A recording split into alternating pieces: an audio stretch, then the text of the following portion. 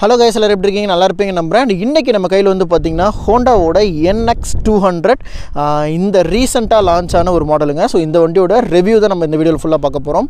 And வண்டியோட looks and designs எல்லாமே இப்போ நான் உங்களுக்கு வந்து காமிச்சிட்டு இருக்கறதா. ஏன் இந்த வண்டியோட ரிவ்யூ அப்படினா நிறைய பேர் வந்து கேட்டிருந்தீங்க. அட் தி சேம் டைம் நான் வந்து ஒரு CB200X ஓட ஓனர். சோ எனக்கு இந்த வண்டியை வந்து ரிவ்யூ எடுக்கணும்னு ரொம்ப ஆசை. ஏனா இந்த வண்டியில இப்போதைக்கு வந்து பாத்தீங்கன்னா என்னோட பைக்ஸ்ல இந்த டூயல் சேனல் ABS வந்து கிடையாது, ஸ்லிப்பர் கிளட்ச் வந்து கிடையாது, TFT டிஸ்ப்ளே எதுவும் கிடையாது. அட் த சேம் டைம் இந்த ட்ராக்ஷன் கண்ட்ரோல் அந்த மாதிரி எந்த விஷயங்களும் கிடையாது. ஸோ இது வந்து ஒரு ராவான ஒரு machine. At the same time என்னோட பைக்கோட பவர் ஃபிகர்ஸுங்கிறது கொஞ்சம் ஜாஸ்தி. ஆனால் இந்த வண்டியில் வந்து பார்த்திங்கன்னா பவரும் சரி டார்க்கும் சரி ஒரு பாயிண்ட் லெவலில் கம்மி பண்ணியிருக்காங்க. அட் த சேம் டைம் நிறையா features dual channel ABS, slipper clutch, headlight வந்து சேஞ்ச் பண்ணியிருக்காங்க, ஆல்வேஸ் ஆன் இண்டிகேட்டர்ஸ் வந்து கொடுத்துருக்காங்க, TFT டிஸ்ப்ளே மாற்றிருக்காங்க, USB-Cக்கான சார்ஜிங் போர்ட் யூஸ் பண்ணியிருக்காங்க. அந்த மாதிரி நிறையா ஃபியூச்சர்ஸ் வந்து அப்டேட் பண்ணியிருக்காங்க. ஸோ அதுக்காக தான் இந்த வீடியோ. ஸோ வண்டியில் என்னென்ன மாற்றங்கள் இருக்குது, வண்டியில் என்னென்ன விஷயங்கள் பண்ணியிருக்காங்க, ஸோ லுக்ஸ் வைஸ் என்னென்ன பண்ணியிருக்காங்க, டெக் வைஸ் என்னென்ன பண்ணியிருக்காங்க எல்லாத்தையுமே நான் இந்த வீடியோவில் ஃபுல்லாகவே சொல்கிறேன். கொஞ்சம் லென்த்தாகவே இருக்கும் இந்த வீடியோ. ஸோ ஒரு CB200X ஒரு NX200X மேலே உங்களுக்கு ஒரு விருப்பம் இருக்குது, நீங்கள் வாங்க போகிறீங்க, உங்களோட பட்ஜெட் வந்து ஒரு 2 லட்ச ரூபா அப்படின்னா இந்த வீடியோ நீங்கள் வந்து ஃபுல்லாக பாருங்கள், உங்களுக்கு தான் இந்த வீடியோ. ஸோ ஃபர்ஸ்ட் ஆஃப் ஆல் வண்டியோட என்ஜினை பற்றி நான் டிஸ்கஸ் பண்ணிடுறேன். வண்டியோட என்ஜின் பொறுத்த வரைக்கும் இது வந்து பார்த்திங்கன்னா எக்ஸாக்டாக சொல்ல போனோம்னா 183cc என்ஜின். இந்த வண்டி வந்து 200ன்னு சொல்லிட்டு நேம் பண்ணியிருப்பாங்க, பட் 200cc வந்து கிடையாது. இது ஒரு 184 ஆர் 183 என்ஜின் தான் நினைக்கிறேன். I think 184cc engine. So power and torque அப்படின்னு பார்த்தீங்கன்னா இந்த பைக் வந்துட்டு அதாவது இப்போ நீங்கள் பார்த்துட்டு இருக்க இந்த வேரியண்ட் NX200 கூடிய பவர் வந்து பார்த்தீங்கன்னா 16.9 bhp, அதே மாதிரி டார்க் வந்து 15.8 Nm ஆஃப் டார்க். ஸோ ஏன் இந்த பாயிண்ட் லெவல் சொல்கிறேன் அப்படின்னா என்னோட CB200X 2022 வெர்ஷன் அதில் தான் லான்ச் பண்ணுறாங்க. ஹார்னட்டும் சரி CB200 சரி ரெண்டோட என்ஜின் ஃபிகர்ஸ்னு பார்த்தீங்கன்னா 17.1 bhp பவரும் 16.2 Nm டார்க்கும் வந்து கொடுத்துருப்பாங்க. ஸோ பாயிண்ட் வித்தியாசங்களில் வந்து பார்த்திங்கன்னா உங்களுக்கு இந்த வண்டி வந்து பவரும் சரி டார்க்கும் சரி ஒரு 2லேருந்து 3 பாயிண்ட்டுங்கிறத கம்மியாக கொடுத்துருக்காங்க. ஸோ அதுக்கான ரீசன் என்ன அப்படின்னு பார்த்தீங்கன்னா இந்த OBD2 கம்ப்ளைண்ட் என்ஜினுங்கிறனால தான். இது வந்து இப்போதைக்கு அந்த லாஸ்ட்டாக வரக்கூடிய OBD2 நார்ம்ஸ் படி வந்த B டைப் என்ஜினு, கடைசியாக ரிஃபைண்டான ஒரு என்ஜின் சொல்லலாம். எங்களோடது வந்து பார்த்திங்கன்னா BS6க்கான ஃபேஸ் 1 என்ஜின், E20 கூட கிடையாது, FS6 என்ஜின் தான். இப்போ வந்து E20ல் ஃபேஸ் 2 அதில் B செக்டர் வரைக்கும் வந்துருச்சு. ஒரு 3 வெர்ஷன் ஆஃப் என்ஜின் வந்து அவங்க சேஞ்ச் பண்ணிட்டு வராங்க. பட் என்ஜினை சேஞ்ச் பண்ணலை, அந்த எமிஷன் நார்ம்ஸ் மட்டும் அவங்க வந்து பார்த்திங்கன்னா அதுக்கேற்ற மாதிரி அங்கங்கே ப்ளக்கெல்லாம் சொருவி விட்டு நிறைய வேலை பார்த்துருக்காங்க என்ஜினில். அதெல்லாம் மினிமலைசிங்காக பார்த்தா தெரியும். ஏன்னா என்னோட வண்டியிலாம் வந்து பார்த்திங்கன்னா நான் சில விஷயங்கள் காட்டுறேன், அதெல்லாம் கிடையாது. லைக் எப்படின்னா இங்கே வந்து ஒரு ப்ளக் சொல்லி வச்சுருக்கானுங்களே, இந்த ப்ளக்கெல்லாம் வந்து கிடையாது என்னோட வண்டியில். எனது வந்து ராவாக இருக்கும். இந்த சென்சார் டைப் வந்து என்னோட பைக்ஸில் வந்து சுத்தமாக கிடையாது. என்னோட பைக்ஸில் என்னோட பைக் ஹார்னட்டு இல்லை என்னோட மாடலில் வரக்கூடிய எந்த வண்டியிலுமே இந்த சென்சார் டைப் கிடையாது. அதே சேம் டைம் இதோட எக்ஸாஸ்ட்டில் வந்து 2 விதமான O2 சென்சார்ஸ் வந்து கொடுத்துருப்பாங்க. இது ரெண்டுமே வந்து பார்த்திங்கன்னா அந்த எக்ஸாஸ்ட்லேருந்து வரக்கூடிய அந்த பொல்யூட்டட் லெவலோட நாம்ஸை வந்து எப்பயுமே மானிட்டர் பண்ணிகிட்டே இருக்கும். அந்த மாதிரியான நிறைய ஃபீச்சர்ஸ் பண்ணியிருக்காங்க. ஏன்னா இதெல்லாம் லிஸ்ட்லேயே இல்லையேடா அப்படின்ற மாதிரி தான் என் வண்டி என்னை பார்க்குற மாதிரி இருக்கும். ஏன்னா என்னோட வண்டியோட எக்ஸாஸ்ட் சிஸ்டம் வேறு. இந்த வண்டியில் வந்து பார்த்திங்கன்னா எக்ஸாஸ்ட் வந்துட்டு அது வித்தியாசங்கள் எப்படி நீங்கள் பார்க்குறாங்கன்னா இந்த கவுண்டில் வந்து அந்த ஓட்டப்பட்ட டிசைன் கொடுத்துருக்காங்கல்ல, அது ஒரு சின்ன மாற்றம். ஏன்னா என்னோட 2022 மாடலில் வரக்கூடிய வண்டி எல்லாத்துலேயுமே எக்ஸாஸ்ட் வந்து பிரச்சனை வந்துச்சு. ஒரு மாதிரி ஒரு சவுண்டு வரும் டிஃப்ரெண்ட்டாக. அந்த சவுண்டு வந்துட்டு ரெக்டிஃபை பண்ணுறதுக்காக தான் இந்த O2 சென்சார்ஸ்லாம் சேஞ்ச் பண்ணி கொடுத்துருப்பாங்க. இந்த மாதிரி நிறைய விஷயங்கள் வந்து அப்டேட் பண்ணியிருக்காங்க. இன்றைக்கி இதோடைய என்ஜின் வந்து நல்லா இருக்கான்னு கேட்டிங்கன்னா உங்களுக்கு வந்து ரொம்ப ஸ்மூத்தான ஹோண்டாலேயே ரொம்ப ஸ்மூத்தான என்ஜின் வாங்கணுன்னா இந்த வண்டி கிடையாது. ஏன்னா யூனிகார்ன் தான் ஸ்டில் அந்த ஸ்மூத்தஸ்ட் போர்ஷனை வந்து கையில் ஹோல்ட் பண்ணிகிட்ருக்கு. ஆனால் இந்த வண்டியோட என்ஜின் நீங்கள் மற்ற 200 ஆர் மற்ற 120cc மற்ற 180cc கம்பேர் பண்ணும்போது ரொம்ப காமான ஒரு என்ஜின், நல்ல மைலேஜ் கொடுக்கும். ரெண்டாவது என்ஜின் வந்து கொஞ்சம் நல்லா இருக்கும். பட் ரியலபிளா அப்படின்னு கேட்டிங்கன்னா கொஞ்சம் டவுட் தான். ஏன்னா இந்த என்ஜின் வந்து அந்தளவுக்கு ரியலபிலிட்டியாக நான் பார்க்கல. ஏன்னா இதில் நிறையா விஷயங்கள் இருக்குது. என்னோடய வண்டியில் இன்னுமே அந்த என்ஜின் ஹெட்டில் வரக்கூடிய வால்வ் அட்ஜஸ்ட்மெண்ட்டுங்கிறது அந்த சவுண்டுங்கிறது மினிமலாக வந்துட்டு தான் இருக்குது. இந்த நியூ பைக்கில் அது கிடையாது. ஸோ இதுவுமே நீங்கள் ஒரு 2000-3000 கிலோமீட்டர் ஓட்டிட்டிங்க அப்படின்னா உங்களுக்கு அந்த இஷ்யூஸ் வரத்துக்கு வாய்ப்பு இருக்குது. நான் அதை ஏன் சொல்கிறேன்னா வண்டி வரும்போது நல்லா தான் வருது. டெக்னீஷியன்ஸை பொறுத்து தான் எல்லா விஷயங்களும். நல்ல மெக்கானிக் நல்ல சர்வீஸ் பண்ணுற ஷோரூம் இருந்தால் நீங்கள் இந்த பைக்கை தாராளமாக வாங்கிக்கலாம். என்னோடய வண்டி இப்போ தான் அங்கங்கே அப்படியே கிட்டத்தட்ட 38,000 கிலோமீட்டர் ஓட்டிட்டாங்க. இப்போ தாங்க எனக்கு அந்த பிரச்சனையே சால்வ் ஆகிருக்கு. அதே மாதிரி இந்த வண்டி வந்து லெஃப்ட் சைடாக இறங்கும், அந்த ஒரு பிரச்சனை இருக்கும். ஸோ அதெல்லாம் நான் நெகட்டிவ்ஸில் சொல்கிறேன். இப்போ இந்த வண்டியோட என்ஜின் பார்த்திங்கன்னா இவ்வளோ தாங்க. ப்ரோக்ராம்டு ஃபியூல் இன்ஜெக்ஷன் வரும், 5 speed gear box, slipper clutch வருது. அட் த சேம் டைம் உங்களுக்கு வந்து பார்த்திங்கன்னா என்ஜினை பொறுத்த வரைக்கும் நான் சொன்ன அந்த பவர் ஃபிகர்ஸான 16.9 BHP power, 15.8 newton of torque வந்து ப்ரொடியூஸ் பண்ணுதுங்க. இதெல்லாம் என்ஜினோட செக்டர்ஸ் பொறுத்த வரைக்கும். இது வண்டியோட சஸ்பென்ஷன்ஸை பற்றி பார்க்குறோம். அதே மாதிரி டயர்ஸோட விஷயங்களை வந்து பார்க்குறோம் அப்படின்னா, சஸ்பென்ஷன்ஸ் ஃப்ரண்ட்டில் யூஎஸ்டி கொடுத்துருப்பாங்க. செம்ம ஹார்டான ஒரு சஸ்பென்ஷன் தான். பட் யூஎஸ்டி கொடுத்துருக்காங்க. ரோடு இந்த அளவுக்கு நீங்கள் ரோட்டில் இருக்கீங்க அப்படின்னா அவ்வளோ கம்ஃபர்டபுளாக இருக்கும். வண்டி ஸ்கிட் ஆகாது. நீங்கள் ஈவன் 100-120 க்ரூஸ் பண்ணுறீங்கன்னா கூட இந்த வண்டி வந்து 110 வரைக்கும் க்ரூஸ் பண்ணலாம். நீங்கள் ரொம்ப ஸ்மூத்தராக இருக்கும். வைப்ரேஷன்ஸ் எதுவுமே இல்லாமே 110 நீங்கள் வந்து க்ரூஸ் பண்ணலாம். நான் பண்ணியிருக்கேன், அதை வச்சு சொல்கிறேன். அட் த சேம் டைம் நீங்கள் எவ்வளோ வெயிட் வண்டியில் ஏற்றினாலும் வண்டி வந்து தாங்கும். வண்டியோட ஓவரால் வெயிட்டே 150 kgs தான். ஸோ 2-3 பேர் உட்காடுறீங்க, இல்லை 2 பேர் தான் உட்கார முடியும்னா 2 பேர் ஓவர் வெயிட்டாக இருந்தாலும் இந்த வண்டியோட ஸ்டெபிலிட்டிங்கிறது ரொம்ப நல்லாயிருக்கும். டயர்ஸோட செக்ஷன்ஸ்னு பார்க்கும்போது ஃப்ரண்ட்டில் 110/70 செக்ஷனுக்கு 17 inches வீல் சைஸ் வந்து கொடுத்துருக்காங்க. ஒரு டூயல் டோன் பேட்டர்னில் கொடுத்துருப்பாங்க. இருந்தாலுமே இந்த டயர்ஸ் வந்து பார்த்திங்கன்னா ஒரு லாங் லைஃப் வரக்கூடிய டயர்ஸு. என்னோட பைக் 38,000 ஓடிச்சு. ஈவன் 40,000 வரைக்கும் ஓடும்னு நினைக்கிறேன். 40,000 45,000 வரைக்கும் ஓட்டலாங்கிறது என்னோட பிளானு. ஸோ அதை நான் வந்து என்னோடய வண்டியோட ஓனர்ஷிப் ரிவ்யூவில் வந்து சொல்கிறேன். டயர்ஸோட குவாலிட்டி நல்லாயிருக்கும். டயர்ஸோட லைஃபுமே நல்லா வரும் இந்த tyre. At the same time brakes அந்த விஷயங்கள் எல்லாமே நல்லாயிருக்கும். என்னது வந்து சிங்கிள் சேனல் ஏபிஎஸ். பட் இப்போ இந்த மாடல் வந்து பார்த்திங்கன்னா டூயல் சேனல் ஏபிஎஸ், ஃப்ரண்ட்லேயுமே ஏபிஎஸ், ரியர்லேயும் ஏபிஎஸ் வித் ட்ராக்ஷன் கண்ட்ரோலோட வரக்கூடிய ஒரு மாடல். ஸோ ட்ராக்ஷன் கண்ட்ரோல்னால் நீங்கள் இந்த சேரு இந்த மாதிரி விஷயங்கள்லாம் இருந்துச்சுன்னா வண்டியோட வீல் வந்து ஸ்பின் ஆகாது. எதுக்காக இந்த வண்டியில் ட்ராக்ஷன் கண்ட்ரோல் நிறைய பேர் யோசிப்பீங்க. அஸ் அ ஓனராக நானே சொல்கிறேன், இந்த வண்டிக்கு தான் ட்ராக்ஷன் கண்ட்ரோல் ரொம்ப ரொம்ப முக்கியம். நிறைய பேர் எம்டியில் கொடுத்துருக்காங்க, R15 கொடுத்துருக்காங்கன்னு பெருமையாக பேசுவீங்க. ஆனால் நான் என்ன சொல்கிறேன்னா, இந்த வண்டி கொஞ்சம் டாலுங்க, உண்மையாலுமே டாலு. அட் த சேம் டைம் வண்டியோட வீல் பேஸுங்கிறது கொஞ்சம் ஜாஸ்தி. அதே மாதிரி வண்டியோட வெயிட்டுங்கிறது கொஞ்சம் நாள், அது ஒரு மாதிரி அட்வான்ஸர் டைப்பில் இருக்கும். என்னதெல்லாம் டயர்ஸ் இப்போ வந்து கொஞ்சம் முழுன்னு ஆயிடுச்சிங்க இல்லைங்களா. கொஞ்சம் மழை பெய்யும் போது சகதியாக இருக்கும்போது வண்டி வெளியிலே வராது, வீல் மட்டும் ஸ்பின் ஆகும். அந்த மாதிரி விஷயத்துக்கு உங்களுக்கு இந்த ட்ராக்ஷன் கண்ட்ரோல் ரொம்பவே ஹெல்ப்ஃபுல்லாக இருக்கும்.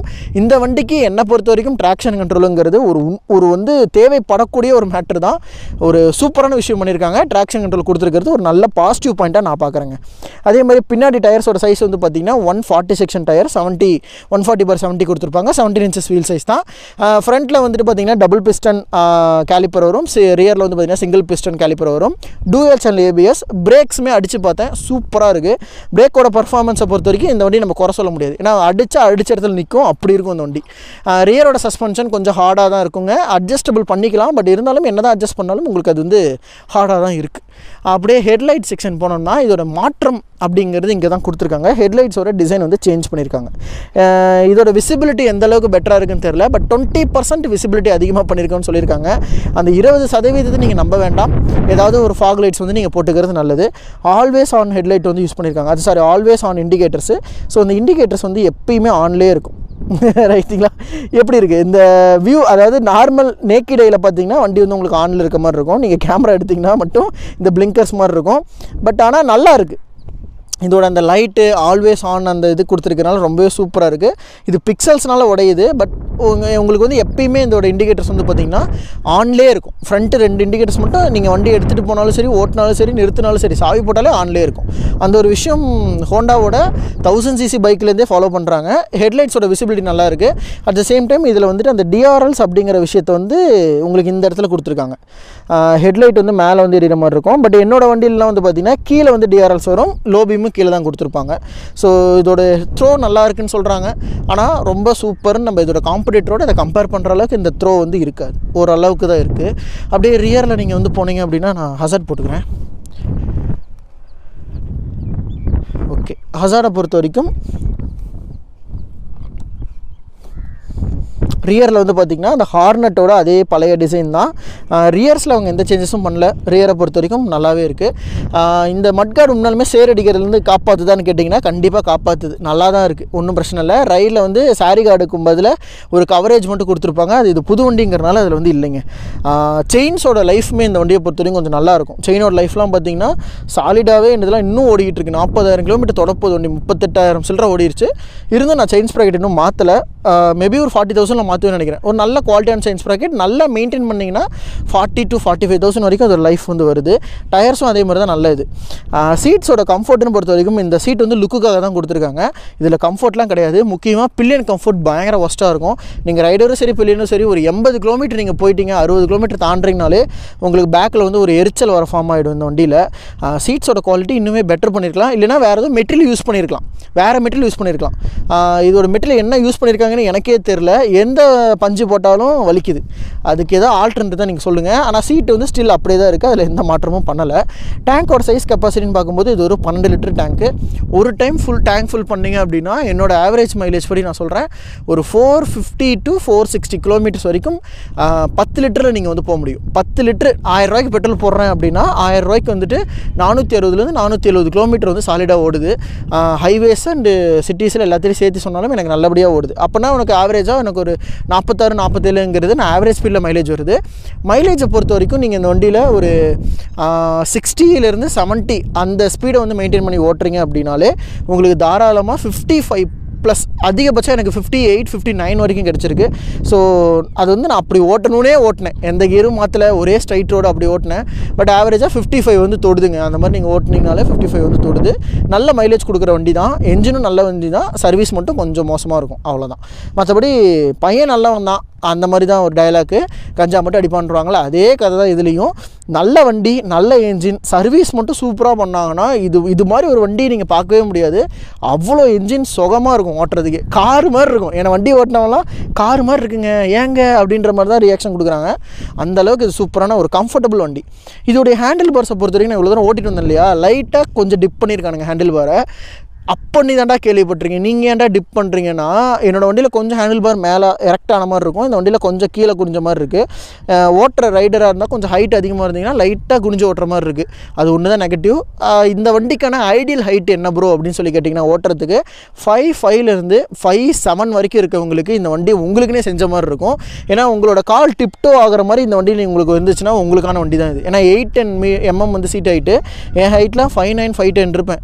எனக்கு வந்து இந்த வண்டியில் லைட்டாக குனிஞ்சு ஓட்டுற மாதிரி இருக்குது. முன்னாடி இருக்க விங்ஷீல்டு வந்து எதுக்கு கொடுத்தானே தெரில.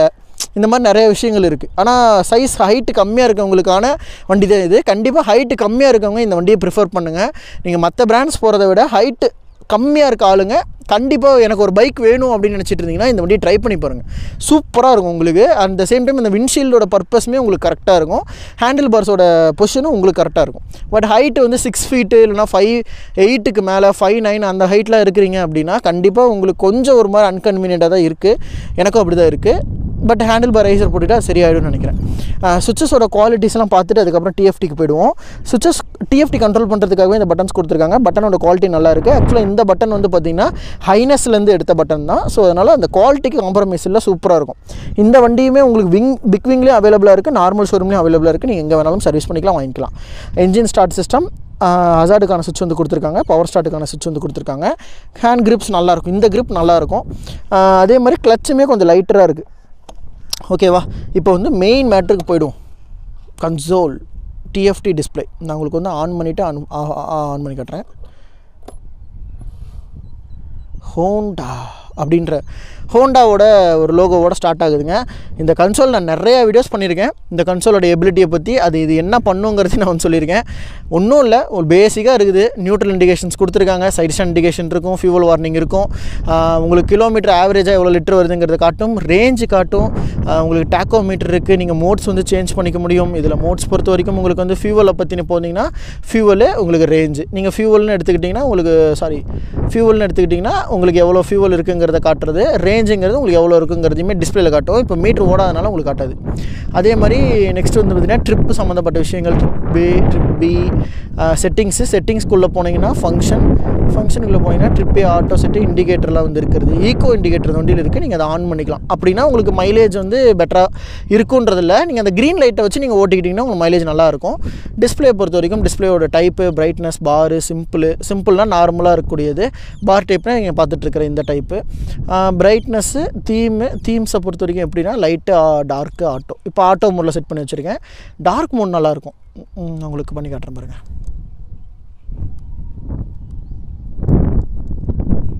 இதுதான் டார்க் மோடு. நைட் டைமில் மேபி இது கொஞ்சம் நல்லா இருக்கலாம். ஆட்டோ மோடு வச்சிங்கன்னா நைட் ஆனால் ஆட்டோமேட்டிக்காக அது மாறிடும், பகலானாலும் ஆட்டோமேட்டிக்காக மாறிடும். அந்த மாதிரி வந்து கொடுத்துருக்காங்க. ஸோ இது நார்மலாகவே நம்ம மாற்றிடும்.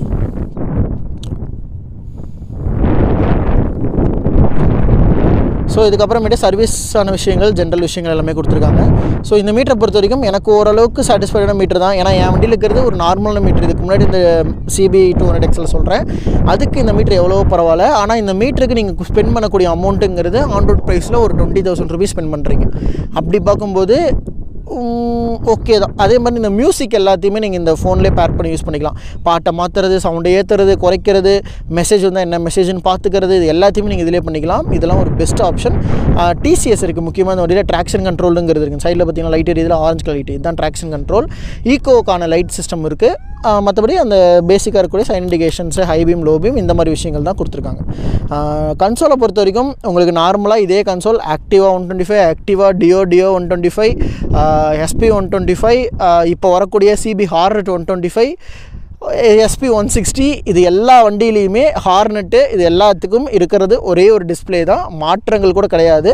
அதே சேம் டிஸ்பிளே தான் எல்லாத்துக்குமே கொடுத்துருக்காங்க. ஸோ டிஸ்பிளே ஃபங்க்ஷன்ஸ் எல்லாமே ஒன்று தான். இந்த வண்டியில் நீங்கள் லாங்கு அந்த மாதிரிலாம் கொஞ்சம் போகிறதுனால இது ஒரு டிஸ்பிளே கொஞ்சம் உங்களுக்கு தேவைப்படும், யூஸ்ஃபுல்லாக இருக்கும். அதுதான் நல்ல ஒரு டிஸ்பிளே தான். சைடில் வந்து பார்த்திங்கன்னா C2C டைப் சார்ஜுக்கான போர்ட் வந்து கொடுத்துருக்காங்க. நல்லா இருக்குங்க. ஸோ ஸ்டார்ட் பண்ணி காட்டிடுறேன். மெயினாக அதுதான் முக்கியமே. என்ஜினோட ரிஃபைன்மெண்ட் வந்து பாருங்கள். ஏன்னா இது வந்து 180cc வரக்கூடிய ஒரு என்ஜின் தான், இருந்தாலும் இதோட ரிஃபைன்மெண்ட்டுங்கிறது சூப்பராக இருக்குது. ஸ்டார்ட் பண்ணி காட்டுறேன்.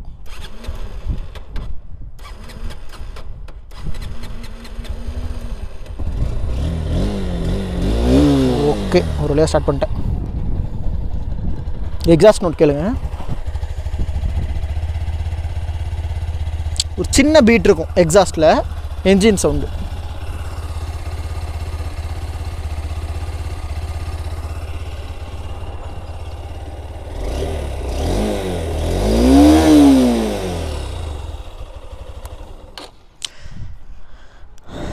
ஸோ யா, NX 200 பொறுத்த வரைக்கும் ஒரு சின்ன வாக் அரவுண்ட் அண்ட் எல்லாமே பார்த்தாச்சு. இதோட கிரவுண்ட் கிளியரன்ஸ்னு பார்த்தீங்கன்னா 163 mm ground clearance.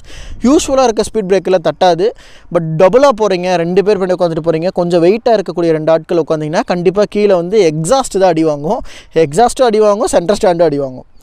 Ground clearance கொஞ்சம் பிரச்சனை தான். அந்த கீழே இருக்க பிளாஸ்டிக் கவுல்லாம் ஒன்றுத்துக்குமே ஆகாது. ஸோ ஒரு சின்ன ப்ரொடெக்ஷன் மாதிரி தான் கொடுத்துருக்காங்க. இந்த வண்டி பொறுத்த வரைக்கும் எப்படின்னா உங்களுக்கு அட்வென்ச்சர், ரோடு அட்வென்ச்சர், ரோட்டில் மட்டும்தான் நீங்கள் வந்து ஓட்டுவீங்க, மற்றபடி எங்கேயுமே நீங்கள் எடுக்க மாட்டீங்க அப்படின்னா உங்களுக்கு இந்த வண்டி பக்காவாக இருக்கும். மோஸ்ட்லி பைக்கில் ட்ராவல் பண்ணக்கூடிய ஆளாக இருக்கீங்க அப்படின்னாலும் நீங்கள் இந்த வண்டி வந்து கன்சிடர் பண்ணிக்கலாம். ஆனால் அதுக்கு நம்ம லாங் போகிறது அப்படின்னாலுமே அதுக்கேற்ற சீட் கிடையாது, அதுக்கேற்ற சஸ்பென்ஷனும் கிடையாது.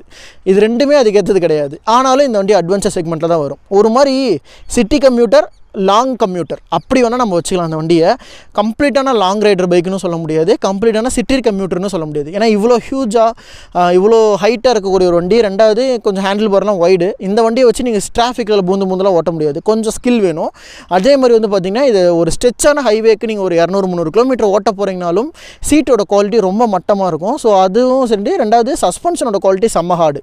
இது ரெண்டுமே உங்களுக்கு வந்துட்டு ஒரு மாதிரி வண்டியில் ஏன்டா இவ்வளோ தூரம் போயிட்டுருக்கோங்கிற மாதிரி ஒரு ஃபீலை வந்து கொண்டு வந்துடும். எனக்கு இருக்கிற விஷயத்த நான் உங்களுக்கு வந்து சொல்கிறேன். ஆனால் ஒரு பைக் நான் வந்து ரொம்ப ஒகேஷ்னலாக தான் ப்ரோ லாங் போவேன், ரொம்பவே போக மாட்டேன். மாதத்துக்கு ஒருக்க நான் போவேன், இல்லைனா வந்து 2 மாதத்துக்கு ஒருக்க, 3 மாதத்துக்கு ஒருக்க தான் நாங்கள் ட்ரிப்பே போவோம். அதுக்கு எனக்கு ஒரு மைலேஜ் கொடுக்குற மாதிரி ஒரு லாங் வண்டி வந்து வேணும் ப்ரோ. ரெண்டாவது நான் சீட்டெல்லாம் எனக்கு ஒரு பிரச்சனையே இல்லை. நான் எப்படியும் ஆஃப்டர் மார்க்கெட்டில் சீட்டை வந்து ஆல்ட்ரு பண்ணிப்பேன். எனக்கு வந்து என்னோடய மோஸ்ட் ஆஃப் த ரைடு வந்து 70% வந்து ரோட்டில், மீதி 30% தான் ஆஃப் ரோடு மாதிரி வரும். அப்படின்னா நான் சொன்ன பாயிண்ட்லாம் உங்களுக்கு சூட் ஆச்சுன்னா நீங்கள் இந்த வண்டியை கண்ணை மூடிட்டு எடுத்துருங்க. இதுதான் ஒரு பெஸ்ட் ஆப்ஷன். முக்கியமாக மைலேஜுக்காகவே நீங்கள் இந்த வண்டி வந்து எடுக்கலாங்க. ஸோ யா, இந்த வீடியோ கொஞ்சம் லென்த்தாக தான் இருந்திருக்கும். ஒரு டீட்டெயில்டான ஒரு ரிவ்யூ வந்து கொடுத்துருக்கிற ஒரு சாட்டிஸ்ஃபேக்ஷன் எனக்கு இருக்குது. ஸோ உங்களுக்கு இந்த வண்டி எப்படி இருக்குது அண்ட் உங்களுக்கு நான் சொன்ன பாயிண்ட்ஸ்லாம் சாட்டிஸ்ஃபைடாக அப்படிங்கிறத கீழே கமெண்ட் பண்ணுங்கள். ஆல்மோஸ்ட் இந்த வண்டியோட எல்லா விஷயத்தையும் நம்ம ஷேர் பண்ணியாச்சு. இதோட ஆன் ரோட் ரிவ்யூமே நான் வந்து சேனலில் வந்து இதுக்கு அடுத்து வரும், அதையும் நீங்கள் வந்து பாருங்கள். ஸோ இந்த NX 200ஓட ஒரு டெஸ்ட் ரிவ்யூ நான் வந்து உங்களை மீட் பண்ணுறேன். இதே மாதிரி நம்ம சேனல் நிறைய வீடியோஸ் பார்க்கணும், நம்ம சேனலை சப்ஸ்கிரைப் பண்ணி சப்போர்ட் பண்ணிக்கோங்க. அப்போ தான் எனக்கும் ஒரு நல்ல மோட்டிவேஷனாக இருக்கும். ஸோ ஓகே நண்பா, இந்த வீடியோ நான் வந்து என் பண்ணிக்கிறேன். ஸோ தேங்க்ஸ் ஃபார் வாட்சிங் நண்பா. Take care and bye.